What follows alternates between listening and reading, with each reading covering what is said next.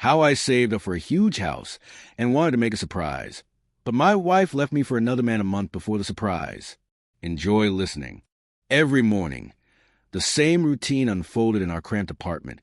A rhythm as predictable as the creak of the wooden floorboards under my feet. I'd wake at 6. The city outside our window stirred with a hum of early traffic. The air sharp with the scent of brewing coffee from the machine that groaned like it resented its job. My wife, Sarah, would be up soon after, her footsteps softer, her presence a quiet anchor in the chaos of our small life. We'd sit at the wobbly kitchen table, its surface scarred from years of use, sipping coffee, mine black, hers with splash of milk, and talk about the day ahead. Or we used to. Lately, her words were fewer, her smiles tighter, and I felt the weight of it, even if I didn't say so. I brought home $2,000 a month, or that's what Sarah thought. It was enough to cover rent, groceries, the occasional dinner out, but just barely. She'd sit at that table, her fingers tracing the edge of her mug, and sigh, her eyes distant, fixed on some future I couldn't quite see. "We're scraping by," she'd say, her voice low, tinged with frustration that stung more than I let on. I'd nod, mutter something about a promotion coming soon, and change the subject. What she didn't know, what I kept locked away like a secret I both cherished and feared, was that I earned $12,000 a month. The rest, the bulk of it, went into a savings account, growing quietly under the hum of compound interest, a plan I'd been building for years. It started with a dream, her dream. Sarah used to talk about it late at night, her head on my chest, the city's neon glow filtering through our blinds. A house, big, sprawling, with 2 stories, a pool that shimmered under stars, a backyard with gazebo and a grill, a sauna tucked in the corner. "Someday," she'd whisper, her voice alive with hope, and I'd kiss her forehead, promising we'd get there. I meant it. Every dollar I hid away was for that house. For her, a surprise to make her eyes light up like they did when we were younger, before the grind of life dulled their spark. I was close now, just 2 months from having enough to buy it outright. No mortgage, no debt, just us, free in a home she'd always wanted. Sarah didn't know, and I didn't tell her. I told myself it was a surprise. For the moment I'd hand her the keys and watch her disbelief turn to joy. But sometimes in the quiet of our apartment, I wonder if I was hiding it from me, too. A test, maybe, of her faith in us, in me. She thought I was a mid-level manager at the tech firm, stuck in a role with no growth. In truth, I was a senior engineer, leading projects, my name on patents she'd never seen. I kept my real job vague, dodging her questions with half-truths. Say the extra hours were for side projects or team stuff. She'd frown, her lips pressing into a line, but she didn't push. Not yet. She saved, too, in her own way. Every month, she'd slip $200 into a small tin under the sink, her house fund, she called it, her voice a mix of pride and defiance. I'd watch her do it, standing in the kitchen doorway, the air warm with the scent of her cooking. Pasta, usually cheap but filling, and feel a swell of pride. She was fighting for our dream, even when she thought we were barely afloat. "We'll get there," I'd say, echoing her old hope, and she'd nod, her smile faint but real. I loved her for it, for her stubborn belief, even as I saw the cracks forming, the way her sighs grew heavier, her patience thinner. Lately, the tension was palpable, like static before a storm. She'd snap over small things, the grocery bill, a late utility payment, my shoes left by the door. "Do you even care?" she'd ask, her voice sharp, her eyes searching mine for something I wasn't giving. I'd shrug, say, "It'll be fine, Sarah," and turn away, my secret a weight I carried alone. I told myself it was temporary, that in 2 months she'd understand, she'd see why I kept quiet. But her irritation grew, a slow burn I couldn't ignore. She'd linger at the table after dinner, staring at her phone, her fingers tapping restlessly, and I'd wonder what she was thinking, what she wasn't saying. Last night, she sat there longer than usual, the kitchen dim, the air heavy with the scent of dish soap and cooling leftovers. I washed the plates, the water warm against my hands, and glanced at her. "You okay?" I asked, my voice casual, though my chest tightened at her silence. "Fine," she said, not looking up, her tone clipped. She stood, tucking her phone into her pocket, and headed to bed without another word. I dried my hands, a towel rough, and stood in the empty kitchen, the city's hum a distant comfort. I opened my banking app, checked the savings, $280,000, so close to the $300,000 I needed for her dream house. 2 more months, I thought, and everything would change. I just needed her to hold on, to trust me a little longer. I climbed into bed beside her, the mattress sagging under my weight, the air cool with the scent of her lavender lotion. She faced away, her breathing steady but not asleep. I wanted to tell her then, to spill everything, the money, the plan, the house waiting for us. But the words stuck, caught in the fear that the surprise, the moment I'd built in my head, would lose its magic. "Love you?" I whispered, my voice soft in the dark.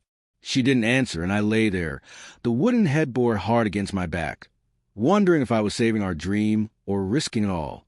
The city woke slowly that Sunday, its hum softened by a rare quiet, the air cool with the scent of rain-soaked pavement and blooming lilacs from a neighbor's tiny yard. I sat at our kitchen table, the wooden surface warm under my palms, my coffee cooling as I watched Sarah across from me. She was flipping through a magazine, her fingers lingering on a glossy spread of house. White stucco, 2 stories, a pool gleaming like a jewel in the backyard. Her eyes lit up, a spark I hadn't seen in weeks, and I felt my chest tighten, the weight of my secret both a burden and a thrill. 2 months, I thought. Just 2 more months, and that dream would be hers. It reminded me of a night years ago, early in our marriage, when we were still renting a shoebox apartment downtown, the walls thin enough to hear the city's pulse. Horns, laughter, neon lights buzzing outside. We'd stayed up late, sprawled on a lumpy couch, a cheap bottle of wine between us, the air warm with the scent of her lavender lotion and candle wax. Sarah had pulled up a real estate site on her phone, her voice bright as she scrolled through listings. "Look at this one," she'd said, pointing to a sprawling house with a wraparound porch, a gazebo strung with lights, a barbecue grill big enough for a crowd. "And a pool, babe. Can you imagine? Us, floating under the stars, maybe a sound in the corner for winter nights." Her laugh was soft, dreamy, and I'd pulled her close, promising we'd have it someday, even as my bank account laughed back. That memory drove me now, every hidden dollar a brick in the house I was building for her. I earned $12,000 a month as a senior engineer, but I brought home only $2,000, enough to keep us afloat, to keep her believing we were scraping by. The rest went to a savings account, now at $285,000, so close to the $300,000 I needed for her dream house. 350 square meters, 2 floors, a pool, a backyard with a gazebo and a grill, a sauna tucked away like a secret. I'd scouted listings in secret. Late at night while she slept, the glow of my laptop the only light in our dim apartment. I'd found the perfect place, a sprawling estate just outside the city, its photos matching her vision down to the cedar deck. 2 months, and I'd hand her the keys, watch her face light up, erase the years of strain. But sitting there, watching her flip the magazine shut with a sigh, I wonder if I was waiting too long. Her shoulders slumped, her fingers tapping the table, the air heavy with the scent of burnt toast from breakfast. "You okay?" I asked, my voice soft, though I knew the answer. She'd been quieter lately, her smiles rare, her eyes drifting to her phone more often than to me. "Just tired," she said, her voice flat, not meeting my gaze. "This place, it's suffocating sometimes." She gestured vaguely at the apartment, its peeling paint, the sink that dripped no matter how many times I fixed it. I wanted to tell her then, to spill everything, the money, the plan, the house waiting for us. But the image of her surprise, the joy I'd imagined for years, held me back. I needed it to be perfect, needed her to see I'd done it for her. "It'll get better," I said, reaching for her hand, her skin cool against mine. "Soon, Sarah. Things will change, I promise." My words felt like a lifeline, but her smile was thin, almost forced, and she pulled her hand away to grab her coffee mug. "I hope so," she muttered, standing to rinse her cup, the water hissing in the sink. The city's unfiltered to the window, a distant comfort. But her sadness hung between us, a fog I couldn't clear. I watched her move, her hair falling over one shoulder, and felt a pang of doubt. Was I wrong to keep the secret? Should I tell her now? Show her the bank balance, the listings, the future just 2 months away? But the plan was so close, the surprise so vivid in my mind, I couldn't let it go. I told myself she'd understand, that her frustration was temporary, that love would bridge the gap. That evening, we walked to a nearby diner.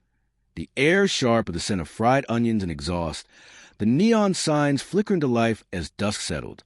Sarah was quiet, her hands stuffed in her jacket pockets, her steps slow on the cracked sidewalk. I tried to lighten the mood, joking about the diner's greasy burgers, but her laugh was faint, her eyes distant. "What's on your mind?" I asked, stopping under a street lamp, its glow casting shadows across her face. She hesitated, her breath visible in the cool air. I want more, a real home, a place that feels like us. I'm tired of waiting."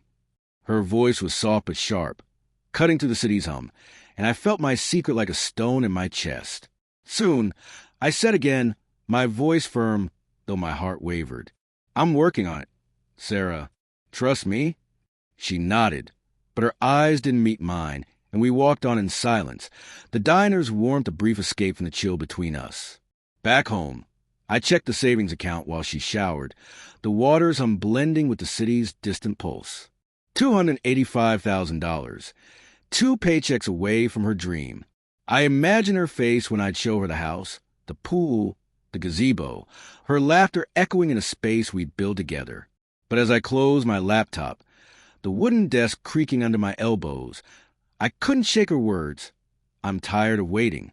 I lay in bed, the air heavy with the scent of her shampoo, her breathing uneven beside me, and wondered if my silence was saving our dream or breaking it.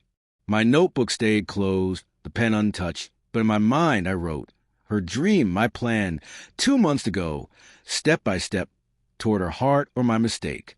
The city's pulse was relentless that October, its hum seeping through our apartment's thin walls, a mix of horns, chatter, and neon lights buzzing outside. I woke each morning to the same routine. Coffee brewing, the machine's groan blending with the creak of our wooden floorboards, but the air felt heavier now, charged with a tension I couldn't name. Sarah was still there, her presence a constant in our small kitchen, but her warmth had faded, replaced by sharp sighs and clipped words. I'd sit at the table, its surface worn smooth by years of use, my coffee cooling as I watch her move, her eyes avoiding mine. 2 months, I reminded myself. 2 months until I could show her the house, the pool, the life I'd been saving for. But her growing irritation was a crack in the glass of my plan, and I wasn't sure how much longer it could hold. Sarah's frustration had sharpened over the weeks, a blade honed by our tight budget. I brought home $2,000 a month, or so she thought, barely enough for rent, bills, and occasional takeout. The rest, my true $12,000 salary, sat in a savings account, now at $290,000, so close to the $300,000 I needed for her dream house. I kept my senior engineer role a secret, letting her believe I was a mid-level manager, stuck in a dead-end job. I told myself it was a surprise.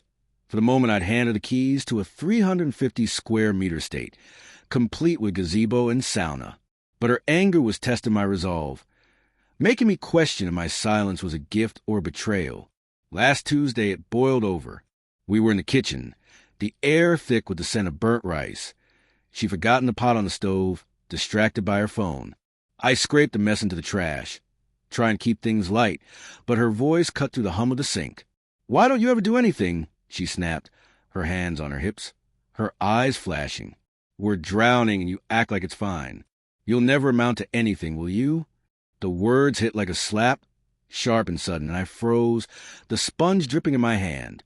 I wanted to tell her then, to open my laptop and show her the savings, the listings, the house waiting just beyond the horizon. But the surprise, the image of her joy, her laughter in the backyard under the stars, held me back. "I'm trying, Sarah. I said, my voice low, steady despite the sting. Things will get better. Soon. She scoffed, turning away, her hair falling over her shoulder like a curtain between us. The city's neon glow pulsed through the window, a cold comfort, and I wondered if I was wrong to wait, if my secret was pushing her further away. Her late night started around then, subtle at first. She'd come home an hour past her usual time, her jacket damp from the city's drizzle, her excuses vague. Meetings, paperwork, a drink with co-workers. I'd nod, stirring dinner on the stove, the air warm with the scent of garlic and regret. But my chest tightened each time.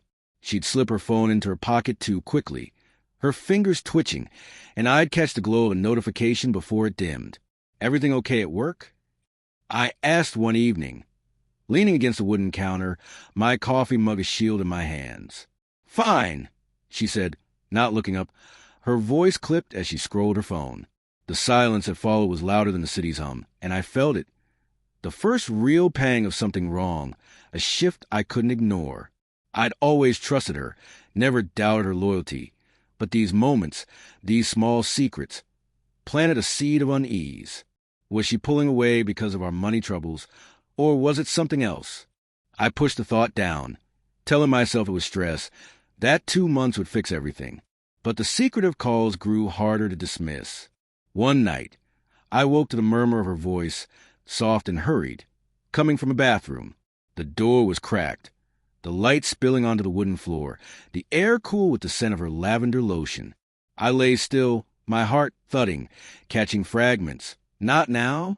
I'll call tomorrow. Her voice was low, almost a whisper, and when she returned to bed, she didn't touch me, her breathing uneven.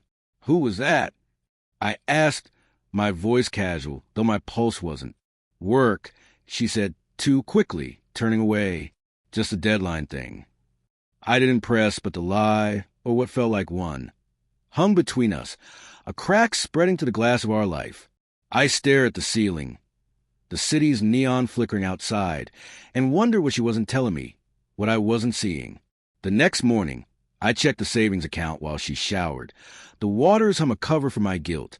$290,000. One more paycheck, maybe two, and I'd have enough. I could buy the house, surprise her, make her see I'd been working for us all along. But her words, "You'll never amount to anything," echoed, and I doubted myself. Should I tell her now? Stop the bleeding? Show her the money and end the charade? Or was the surprise worth it? Worth these cracks? Worth her sadness? I closed the laptop, the wooden desk creaking under my elbows, and decided to wait. 1 more month, I thought, and she'd understand. Sarah left for work early, her goodbye a quick peck, her eyes avoiding mine. I stood in the kitchen, the air heavy with the scent of her coffee, now cold in her mug, and opened the tin under the sink. Her house fund, $200 more, tucked neatly in an envelope, her handwriting on the label, for our home. Pride swelled mixed with pain. She was still fighting for us, even as she pulled away. But as I replaced the tin, my notebook caught my eye. Its pages a record of my plan, my hope. I didn't write, the pen untouched, but in my mind, I traced the words. Her anger, my secret. Something's wrong. Step by step, toward her dream or our end. The city's hum felt muted that November evening, as if it knew what was coming. I stood in our kitchen, the wooden counter cool under my palms, stirring a pot of chili, the air thick with the scent of cumin and onions. Sarah was late again, her 3rd time that week, and the unease I'd felt for weeks had hardened into a quiet dread. My notebook lay closed on the table, its pages heavy with unwritten fears. The savings account, now at $295,000. A secret I still held, believing 2 months would mend everything. I'd been wrong. When Sarah walked in, her coat damp from the city's drizzle, her eyes would meet mine, and I knew, before she spoke, that the cracks in our life had shattered. She dropped her bag by the door, the thud loud in the silence, and stood there, her hands twisting together, her hair falling over one shoulder. "We need to talk," she said, her voice low, steady, but with an edge that cut through the kitchen's warmth. I turned off the stove, the chili simmering forgotten, and faced her, my heart thudding against the wooden spoon still in my hand. The city's neon glow pulsed through the window, casting shadows across her face, and I braced myself, though nothing could have prepared me for what came next. "I can't do this anymore," she said, her words sharp like glass breaking. "I'm leaving, Tom. I've met someone else." The air left my chest, the room tilting, the scent of chili suddenly cloying. I stared at her, searching for a sign she didn't mean it, but her eyes, those eyes I'd loved for years, were resolute distant. "His name's Mark," she went on, her voice softer now, almost apologetic.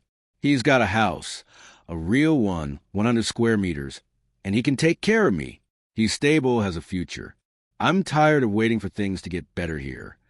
Each word was a blow, carving out pieces of me I didn't know could break. I wanted to scream, to tell her about the $12,000 a month I earned, the $295,000 saved, the 350 square meter house with a pool and gazebo I was 2 months from buying for her. But my voice stuck, trapped by the shock, the betrayal. She'd been talking to this man for over a month. She said, meeting him after work, sharing pieces of herself while I cooked dinners she barely ate. The late nights, the secretive calls. They weren't work. They were him. And I'd been blind, clinging to surprise that now felt like a cruel joke. "Sarah," I managed, my voice hoarse, the spoon clattering to counter. "You don't have to do this. We can fix it. Just talk to me." I stepped toward her, the wooden floor creaking, but she held up a hand, stopping me cold. "There's nothing to fix," she said, her eyes glistening, though no tears fell. "I've been telling you I'm unhappy, Tom. You kept saying soon, but I can't live on promises anymore. I need a life, not a maybe." She grabbed her bag, her movements jerky, and headed for the bedroom.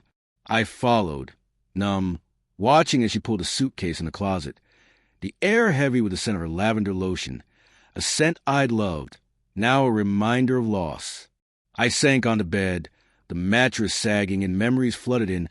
Our early days, when we were broke but happy, sharing dreams in a dive bar, the neon signs outside glowing like hope. We danced to a jukebox, her laugh bright, promising forever over cheap beers. We'd moved into this apartment, painting the walls with thrift store rollers, kissing through the paint smudges. Those moments felt like another life, another us, and I couldn't understand how we'd ended here, her packing me silent, the city's hum a distant echo. "Why I asked, my voice barely audible, the wooden headboard hard against my back. "Why not tell me you were done? I could have." I trailed off, the secret burning in my chest. If she'd said she couldn't wait, I have told her everything, the money, the house, the plan. But she'd chosen someone else, someone with a 100 square meter house, while I'd been saving for one 3 times that size for her. She paused, zipping her suitcase, her eyes meeting mine for the first time. "Because he saw me," she said, her voice breaking. "He listened when I said I was tired, lonely. You were always somewhere else, Tom, even when you were here." She slung the bag over her shoulder, the doorframe a silhouette around her. "I'll come for the rest later," she said, and then she was gone, the door clicking shut, the apartment swallowing her footsteps. I sat there, the chilly cold, the air heavy with the scent of her absence. The city's neon flickered outside, indifferent, and I felt hollow, like the walls of our home had caved in. I opened my notebook, the pen scratched a raw release, and wrote, her choice my silence, a dream too late, step by step, toward nothing. I didn't move for hours, the savings account untouched, the house I'd planned now a ghost in my mind. Her words, "I can't do this anymore," the only sound louder than the city's endless hum. The city didn't stop for my heartbreak. Its hum a relentless pulse through the apartment's thin walls, neon lights flickering outside like they mocked my stillness. I sat on the couch, the fabric worn under my weight, staring at the kitchen where Sarah's suitcase had stood just days ago. The air was heavy with the scent of stale chili, the pot still in the sink, untouched since she'd said, "I'm leaving." My notebook lay on the wooden table, its pages blank since her words, "I can't do this anymore," had carved a hole in me. The savings account, $295,000 for her dream house. Sat like a ghost in my phone, a plan now as useless as the promises I'd made. I didn't move much that first week. The silence louder than the city's endless drone. I shut out the world, my phone buzzing with unread texts, friends checking in, co-workers asking why I'd missed meetings. I didn't answer, couldn't find words to bridge the gap between who I'd been and who I was now. The apartment felt too big, its corners holding echoes of Sarah, her laugh over burnt toast, her lavender lotion on the pillows, her $200 house fund tin still under the sink. I avoided it, avoided everything, letting dishes pile up, the wooden counter sticky with spilled coffee. Each night, I lay in bed, the mattress sagging, the city's neon casting jagged shadows, and replayed her exit. Mark, a house, stability. She'd chosen him, believing I had nothing, while I'd hidden $12,000 a month, so close to giving her everything. The pain was raw, a bruise I pressed with every memory. I'd wake to the city's hum, the air sharp with exhaust and distant bakeries, and feel her absence like a missing limb. Why hadn't I told her? The savings, the 350 square meter house with a pool and gazebo, it was for her, for us. If she'd said she was unhappy, not run to another man, I'd shown her the bank balance, ended the lie. But she hadn't waited, hadn't asked, and that hurt more than her leaving. I wondered if I'd been testing her, if my secrecy was as much for me as for the surprise. The thought made me sick, and I'd turn away from the mirror, avoiding my own eyes. By day 5, the silence started to shift. I forced myself to shower, the water hot against my skin, washing away the fog if not the ache. I brewed coffee. The machine's grown a small return to routine, and sat at the table, the wood cool under my palms. I opened my notebook, the pen scratched a hesitant release, and wrote, "Her gone, my fault, a dream undone, step by step, toward what?" The words didn't fix me, but they grounded me, a tether to a self I'd lost. I checked my phone, ignoring the messages, and pulled up the savings account. $295,000. Enough for the house I'd planned, but what was the point now? She was gone, living with Mark in his 100 square meter house, while I sat alone, surrounded by what could have been. That afternoon, I walked the city, the air crisp with the scent of wet leaves and street vendors' hot dogs, the sidewalks bustling with faces I didn't know. The neon signs were off, the city raw in daylight, and I felt exposed, like my grief was written on my skin. I passed a real estate office, its windows plastered with listings, and stopped, drawn to a modest house. 200 square meters, one story, no pool but a small yard. It wasn't Sarah's dream, but it was something, a place to start over. I called the agent, my voice rusty from disuse, and set up a viewing.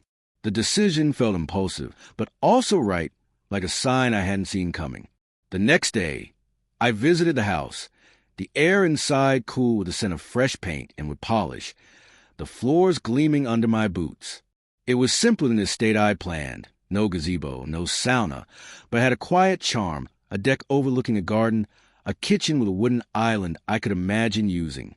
I stood there, the agent's voice a distant hum, and pictured a life alone, coffee on the deck, music filling the space. The thought didn't heal me, but it didn't hurt either. I made an offer, using half the savings, canceling the dream of the 350 square meter house. Sarah's vision was gone, and I needed to let it go, too. By the week's end, I started packing, the apartment's silence less oppressive now. I found Sarah's tin under the sink, her $200 envelope still there, her handwriting, for our home, a stab of regret. I left it for her, a piece of her dream she could reclaim. I called my boss, promised to return to work, and answer friends' text, a small step back to the world. The city's hum felt less hostile, its neon softer as I boxed up my life. I wrote in my notebook, the pen scratched a quiet resolve, her choice, my loss, a new path, step by step, toward myself. The pain lingered, but I saw a flicker of something else, freedom maybe, or acceptance. The modest house waited, and I was ready to claim it, alone but not empty, leaving Sarah's dream behind with the apartment's creaking floors. The city felt different from my new porch, its hum softened by distance, the neon glow of downtown just a faint shimmer on the horizon. I'd moved into the modest house, 200 square meters, one story, a small garden out back. 2 weeks ago, the air inside still fresh with the scent of paint and polished wood. The savings account, once swollen with $295,000 for Sarah's dream of a 350 square meter estate, was lighter now, half spent on this place, the rest on a sleek black car that purred under my hands. I stood on the deck, coffee mug warm against my palms, the morning sun cutting through the November chill, and felt a lightness I hadn't known in years. Sarah was gone, her betrayal scar. But here, in this new space, I owed no one anything. The move had been quick, mechanical. Boxes packed, furniture hauled, the old apartment's creaking floorboards a memory I left behind. I kept my notebook, though its pages a record of the life I'd planned with her, now a reminder what I'd lost and what I'd gained. The first night in the house, I sat on the wooden floor of the empty living room, the air cool with the scent of cedar, and played music from my phone, a jazz playlist from our cafe days. It wasn't a sprawling mansion with a pool and gazebo I dreamed of giving her, but this house felt like mine, a space where I could breathe. I wrote then, the pen scratched a soft return, her absence my freedom, a new start, step by step toward myself. Mornings became a ritual, coffee brewed in a new machine that didn't groan, sipped on the deck as the city woke, its hum a distant pulse of traffic and bird song. The garden was small, just a patch of grass and a few shrubs, but I bought a chair and table that would smooth under my hands and sat there watching the sky shift from gray to gold. I'd started noticing small things, the way the sunlight caught the dew, the smell of fresh bread from a bakery down the street, the quiet joy of a house that didn't echo with arguments. Sarah's face still surfaced, her voice. I can't do this anymore, a dull ache, but it was softer now, less a wound than a bruise. The car was my other indulgence, a glossy machine that roared when I pressed the gas, its leather seats warm against my back. Driving through the city, the air sharp with the scent of exhaust and fallen leaves, I felt alive, untethered. I cranked the radio, let jazz or rock fill the space, and lose myself in the rhythm of the streets, neon signs blurring past like memories I didn't need. One evening, I drove to the riverfront, the wooden boardwalk familiar from walks with Sarah, and parked, watching the water reflect the city's glow. I wasn't the man who'd hidden $12,000 a month, who'd carried a secret to surprise her. I was just Tom with a house, a car, and a life to rebuild. Work steadied me, too. I'd returned to the tech firm, my desk cluttered with monitors and coffee mugs, the air humming with the chatter of engineers. My team noticed a change, less distracted, more focused, and I threw myself into projects, the code of puzzle I could solve, unlike the mess of my marriage. I catch myself smiling at a well-written line, a small victory, and feel a spark of pride. Sarah's $200 tin, left behind in the old apartment, haunted me sometimes, her handwriting, for our home, a reminder of what could have been. But I pushed it down, let the city's pulse drown it out, and focus on the present. The pain lingered, though a quiet guest in my new life. Late at night, when the house was still, the air cool with the scent of wood and solitude, I'd lie on my new bed, the mattress firm, and think of her. Not the Sarah who left, but the one who'd danced with me in a dive bar, who'd painted our old apartment with me, laughing through the mess. I wondered where she was, if Mark's 100 square meter house made her happy, if she regretted anything.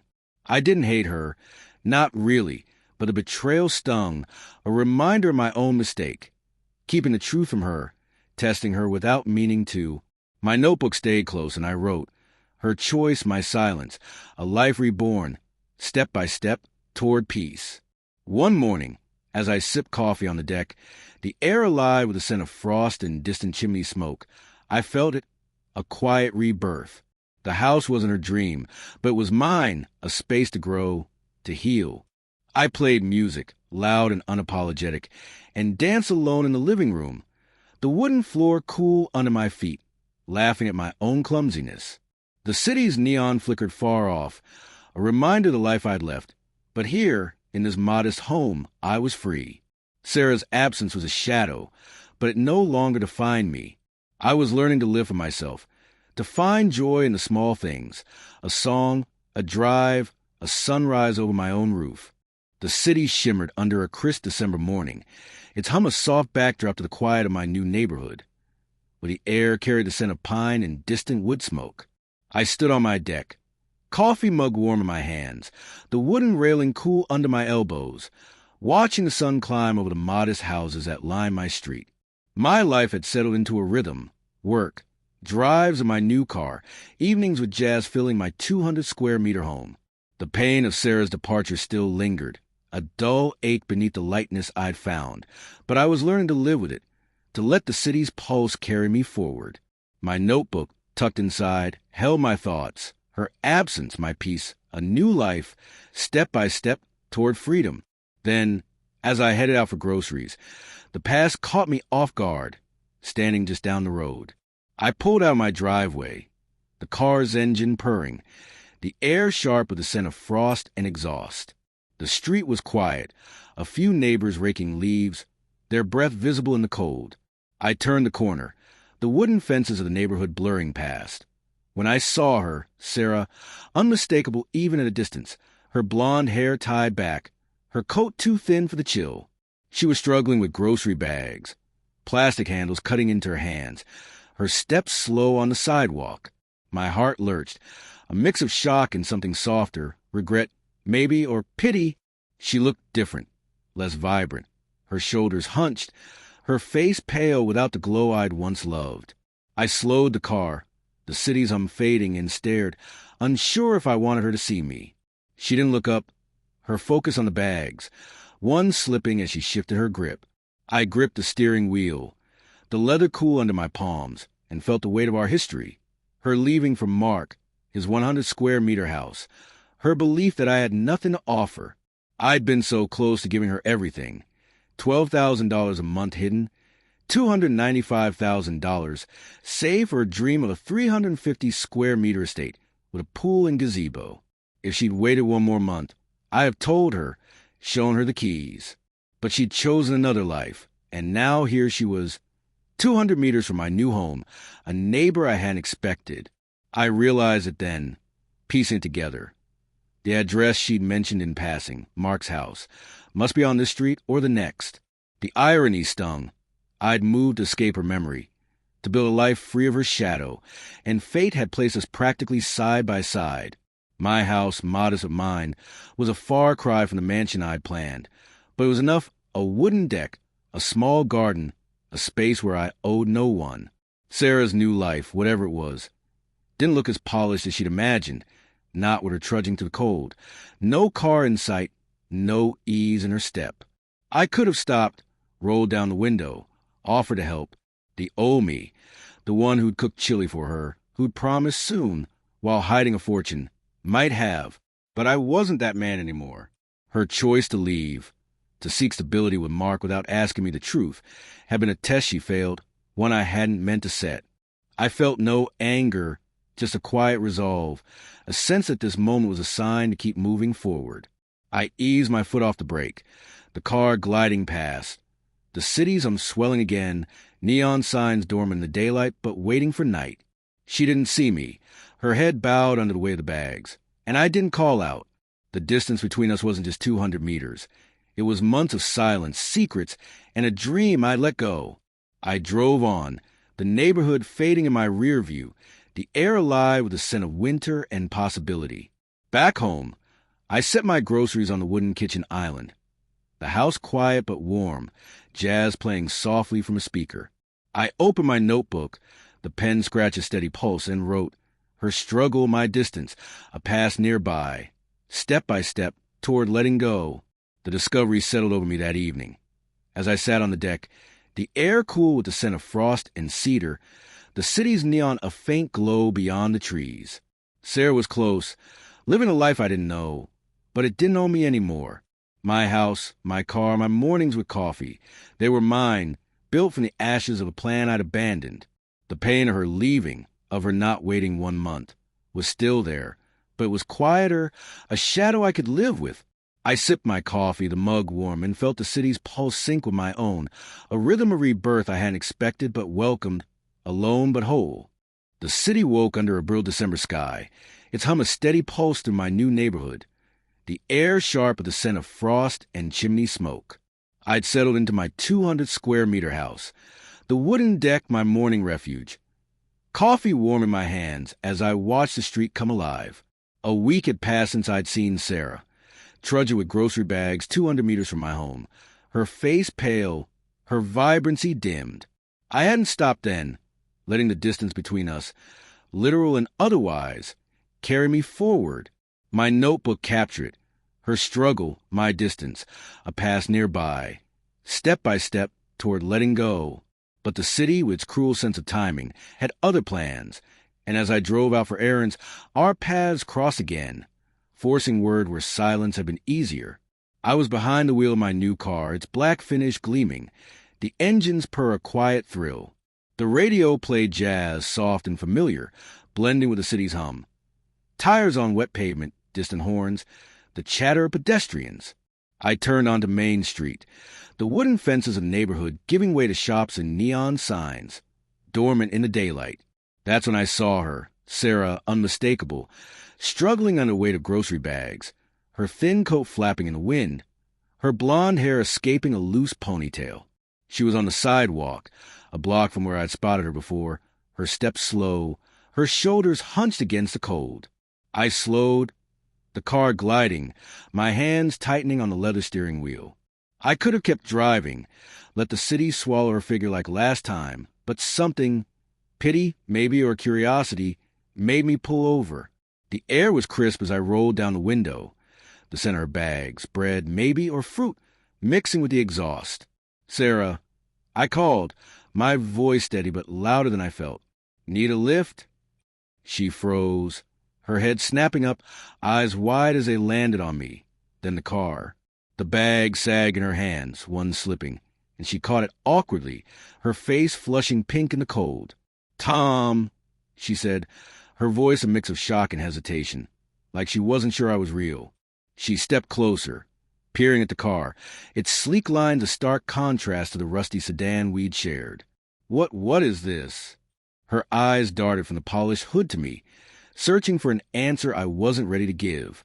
It's my car, I said, keeping my tone light, though my chest tightened. Hop in, those bags look heavy. I gestured the passenger seat, the leather gleaming, and waited, the jazz still playing softly, the city's hum a backdrop to the moment. She hesitated, her lips parting as if to argue, then nodded, her movements jerky as she opened the door and slid in, bags rustling at her feet.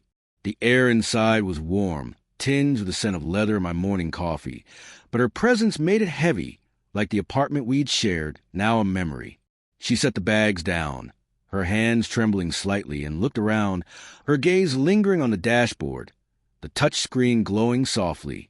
Where did you get this? She asked, her voice low, almost accusing, as I pulled back onto the street, the engine humming. This isn't... how? I kept my eyes on the road, the neon signs of diner flickering past, the city's pulse syncing with my own. I bought it, I said simply, dodging the real question. I could have told her then about the $12,000 a month I'd earned, the $295,000 I'd saved for her dream house, the 350-square-meter estate with a pool and gazebo she'd never see. But I didn't. She'd left for Mark, for his 100-square-meter house, believing I was nothing. Let her wonder, I thought, a small, bitter satisfaction mixing with the ache. She shifted in her seat, the bags crinkling, her fingers twisting the strap of her coat. It's nice, she said, her voice small, like she was swallowing something bigger. I didn't know you. Things must be going well. She glanced at me, her eyes searching, but I kept my face neutral, the wooden fences of our neighborhood coming into view. Yeah, they are, I said, turning onto her street, the one I'd realized was just 200 meters from mine. Where's your place? I asked, though I knew the general area, Mark's house, the one she'd chosen over our life. She pointed to a modest brick home, smaller than mine, no garden, no deck, just a concrete path to the door. I pulled up, the car idling, the air thick with words we weren't saying. Thanks, she said, grabbing her bags, her movements quick, like she couldn't wait to escape. She paused, one hand on the door, and looked back. Tom, She trailed off, her eyes glistening, but I didn't feel the silence. Whatever she wanted to say, it was too late. She stepped out, the cold rushing in, and closed the door, the bag sagging in her arms as she walked away. I watched her go, the city's hum swelling, the neon glow of a distant bar just visible. My notebook waited at home, and I knew what I'd write. Her shock, my car, a truth unspoken. Step by step toward closure. I drove back, the jazz fading, the house's wooden deck calling me home, a life I'd built without her, 200 meters and a world apart. The city's pulse was sharp that December evening, its neon lights blazing through the dusk, their glow a stark contrast to the quiet of my 200-square-meter house. I sat on the wooden deck, coffee cooling in my mug, the air crisp with the scent of frost and cedar, my notebook open but untouched. A week had passed since I'd driven Sarah home, her shock at my new car, sleek, black, a far cry from our old sedan, still vivid in my mind. Her question, "Where did you get this?" had hung unanswered, a truth I'd held back, not ready to unravel the secret I'd kept for years. But the city, with its relentless rhythm, pushed us together again, and this time I couldn't stay silent. I was driving back from work, the car's engine humming, jazz playing softly, the air alive with the scent of exhaust and street vendors' pretzels. The neighborhood was quiet, wooden fences lining the street. When I saw her, Sarah, struggling with grocery bags again, her thin coat flapping, her blonde hair loose in the wind. She was 200 meters from my house, near Mark's modest brick home, her steps slow, her face pale under the street lamp's glow. I slowed, the memory of her last question, "How?" urging me to stop. I pulled over, the tires crunching on gravel, and rolled down the window. "Sarah, need another ride?" I called, my voice calm, though my heart thudded. She looked up, startled, her eyes widening as they landed on the car. Then me, the bag sagged in her hands, one nearly slipping, and she nodded, her movements hesitant. "Thanks," she muttered, sliding into the passenger seat, the bags rustling at her feet, the air heavy with the scent of bread and leather. She glanced around, her fingers twitching, and I saw it again. Shock, mixed with something else, maybe regret. "This car," she started, her voice low. You never said things were this good." I pulled onto the street, the city's neon flickering past, the wooden fences of our neighborhood a blur. "You didn't wait 1 month," I said, my voice steady, the words I'd held for weeks spilling out. 1 month, Sarah, and I'd have shown you everything. I kept my eyes on the road, but I felt her tense, her breath catching, the silence louder than the jazz. "What are you talking about?" she asked, her voice sharp, almost desperate. She turned to face me, the bag shifting, her eyes searching mine. 1 month for what, Tom? I exhaled, the weight of my secret lifting, but not without pain. I wasn't earning $2,000 a month. I said, my hands tight on the steering wheel. I made $12,000.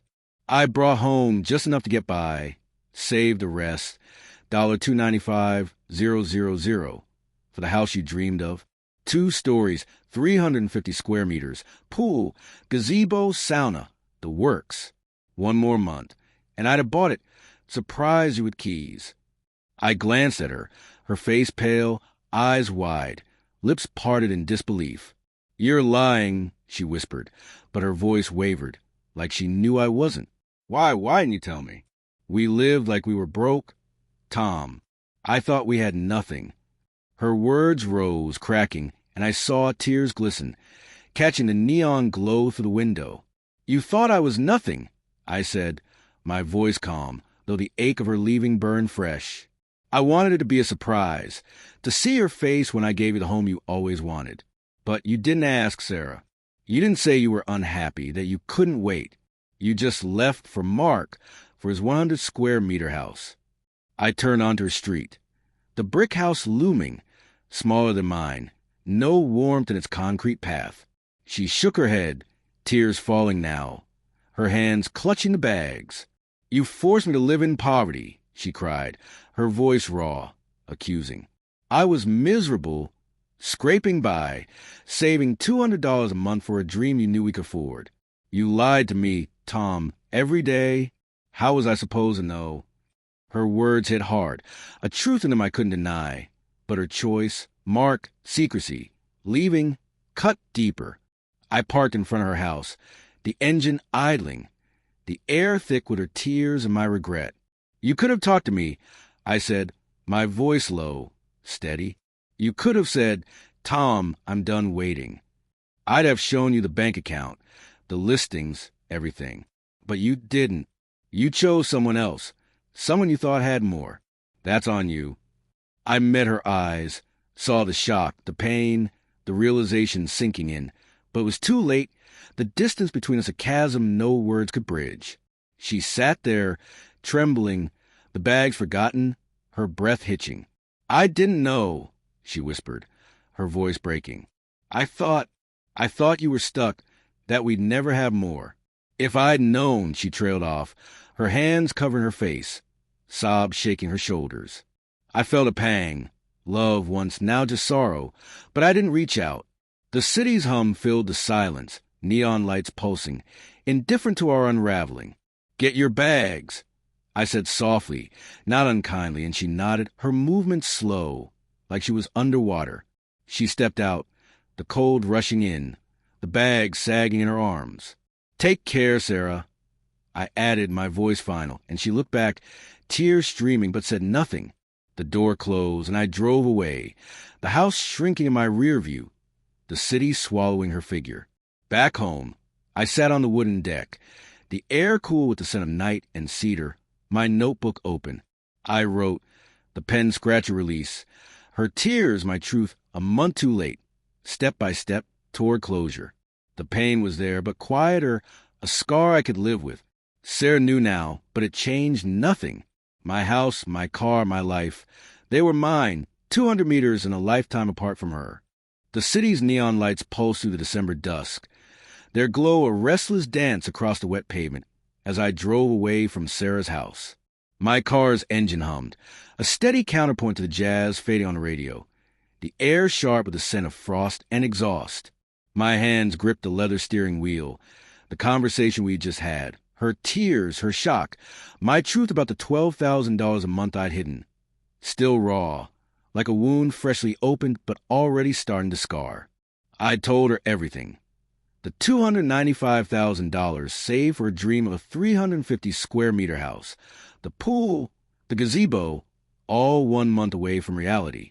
But it was too late, her choice to leave for Mark's 100-square-meter house of wall between us, 200 meters and a lifetime apart. I glanced in the rear-view mirror, the city's hum swelling.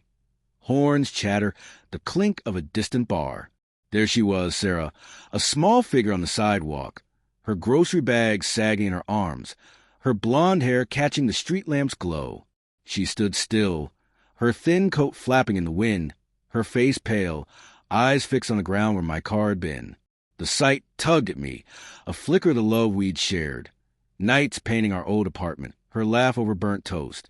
But it wasn't enough to pull me back.